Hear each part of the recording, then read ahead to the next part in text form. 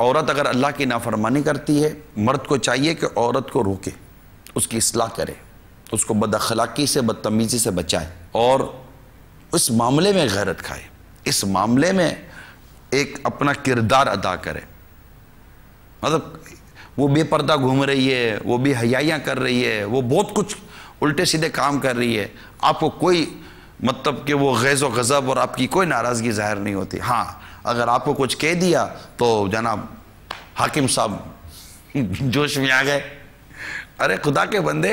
دن دہارے اللہ کی نافرمانی کر رہی ہے تمہاری بیوی، نمازیں قضا کر رہی ہے تمہاری بیوی، مطلب بے پردگی کر رہی ہے، غیر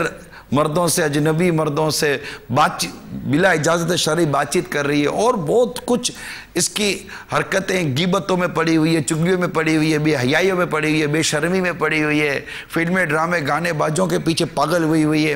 یہاں اصلاح کرنا سمجھ میں نہیں آتا آپ کو، یہاں آپ کو یاد نہیں آتا کہ اللہ تعالیٰ نے آپ کو ان پر افسر بنایا ہے، آپ ان کی تربیت کریں، ان کے اندر خوف خدا پیدا کروائیں، ان کو کوئی شرم و حیا کا درس دیں۔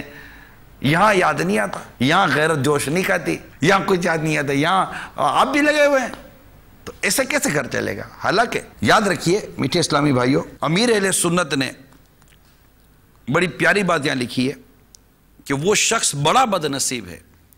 جو اپنے بال بچوں کی سنت کے مطابق تربیت نہیں کرتا، بیوی بچوں کی، اپنی بیوی کو حتی المقدور پردہ وغیرہ کے احکام نہیں سکھاتا،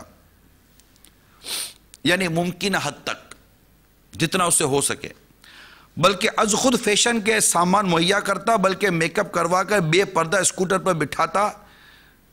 شاپنگ سینٹروں کی زینت بناتا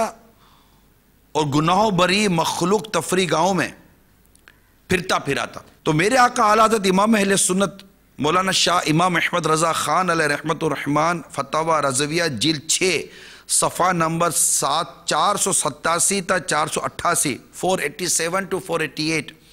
پر فرماتے، جس کی عورت بے ستر باہر پھرتی ہے کہ بازو یا گلا یا پیٹ یا سر کے بال یا پنڈلی کا حصہ غرض جسم کا چھپانا فرض ہے، کھلا ہوا ہے، یا اس پر ایک باریک کپڑا ہو کہ بدن چمکتا ہو اور وہ اس حالت پر مطلع ہو کر، یعنی مرد کو پتہ کہ میری بیوی کی حالت ہے، عورت کو اپنی حد مقدور یعنی ممکنہ حد تک نہ روکتا ہو اور اس کا بندوبست نہ کرتا ہو تو وہ بھی فاسق و دیوس ہے۔ حدیث پاک میں ہے 3 شخص جنت میں نہ جائیں گے، ماں باپ کو ایذا دینے والا اور دیوس اور مردوں کی صورت بنانے والی عورت۔